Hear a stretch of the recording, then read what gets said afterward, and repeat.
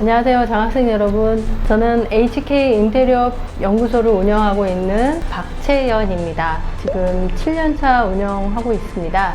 HK 인테리어 연구소는 인테리어 필름을 위주로 해서 시공을 하는 시공 전문 업체입니다. 인테리어 필름이라는 것은 여러분들이 아시다시피 실내 디자인 중에 마감재 중에 하나입니다.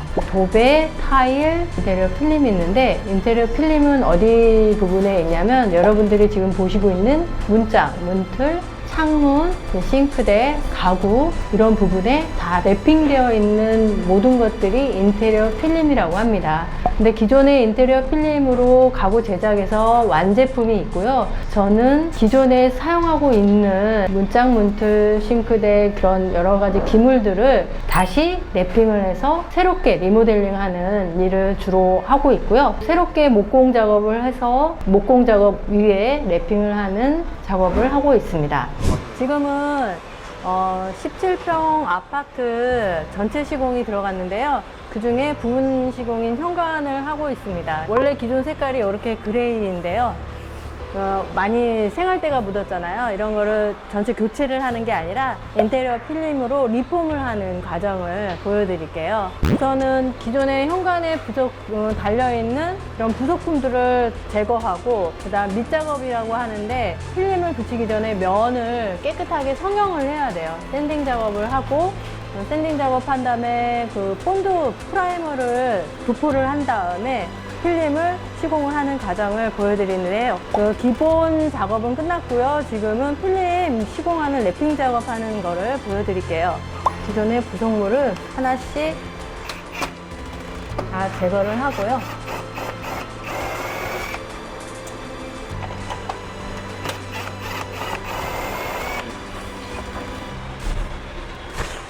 필름은 붙이려면은 기초 작업을 많이 해야 돼요.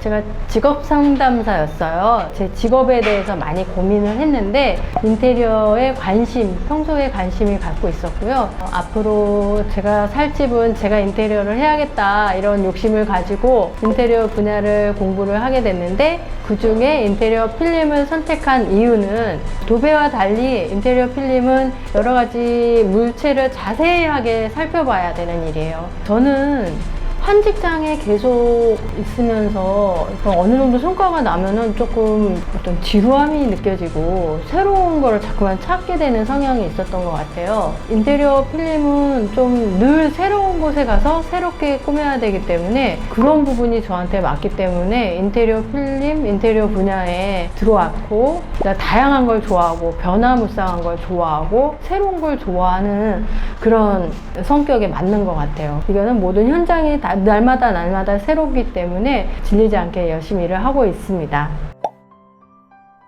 화력발전소에서 일을 했을 때가 좀 보람찼던 것 같은데, 그때 이제 일을 마감을 하고 퇴근하는 길에 급하게 새로운 일을 주셨어요. 선반을 하나 붙여달라는 거예요.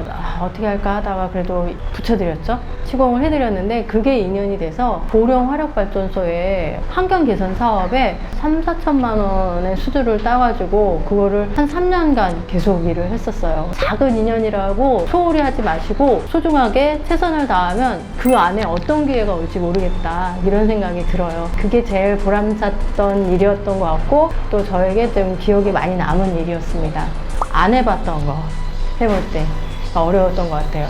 백화점에서 인테리어 필름 시공할 때는 새벽 공사를 가야 되거든요. 새벽 공사를 해서 마감을 쳐야 되는데 그 일도 새벽에 밤을 새서 일을 해서 마감을 쳤죠. 옆 업체에서 인테리어를 하려면은 장 옆에 부분은 이제 매장에 운영을 해야 되니까 가벽을 쳐요. 가벽 앞에 시트지를 붙여달라는 거예요. 그런데 시간이 2시간, 3시간밖에 없는데 그게 높이가 3m였고 길이가 한 20m 되는 꽤 넓은 곳을 시공을 했는데 시간이 없었어요. 정말 미친 듯이 날려가면서 그거를 해냈던 거, 그게 되게 힘들었던 것 같아요. 시간을 촉박하게 일을 하는 경우는 별로 없는데 그렇게 시간을 촉박하게 했던 일들 힘들었던 것 같고, 인테리어가 마감이 되기 전에 들어와서 일을 하는 거잖아요. 마감이 되기 전에 그런 환경 같은 경우가 다 된 어떤 업무 시설에서 깨끗하게 일하는 것이 아니기 때문에 현장 일할 때 현장이 뭐 먼지가 있다든지 뭐 이런 부분은 좀 힘든 부분이 있죠. 친언니도 네가 대학교까지 나오고 다 했는데 뭐하러 노가다를 하냐 이러면서 인정을 안 해주고 그랬거든요.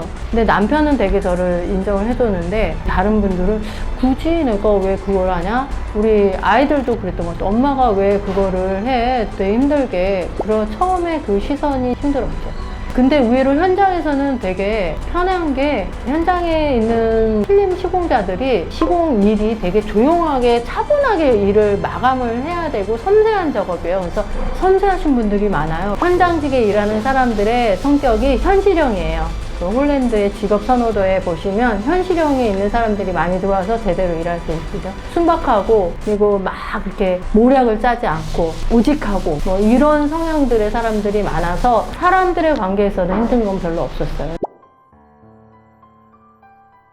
우선 인테리어 분야는 무궁무진해요. 여러 분야에서 정말 일할 수 있는 분야가 많기 때문에 여러분들이 관심을 가지고 눈을 크게 뜨면 전문적으로 할 일들이 너무 많다는 거 희망 가지고 찾아보시길 바랍니다. 그리고 또 하나 정말 중요한 건 인테리어 분야든 어느 분야든 일을 하는 데 있어서 기술보다 인간성이에요. 기술은 잘하는 사람은 어디나 있지만 나와 같이 일하는 사람들의 인품, 인성, 이거는 진짜 중요한 것 같습니다. 여러분들이 어떤 일을 할 때 저 끝을 봐서 막 저 어떤 목표를 향해서 막 달리기보다는 지금 내 앞에 있는 일들을 하나하나 해결해 나가다 보시면 어느 분야에서든 여러분들이 원하는 그 고지까지 올라가실 수 있다고 생각이 들어요. 처음에 진입할 때 힘드시지만 그런 부분에서 조금 참고 자기가 좋아하는 분야라면 그 힘든 경우를 넘어가시면 안 돼요. 어느 분야든 그 처음 분야는 다 힘들어요. 참고 넘어가면 여러분들이 그 선배가 될 수 있고 돈도 제대로 벌 수 있고 그렇습니다. 근데 처음 분야에서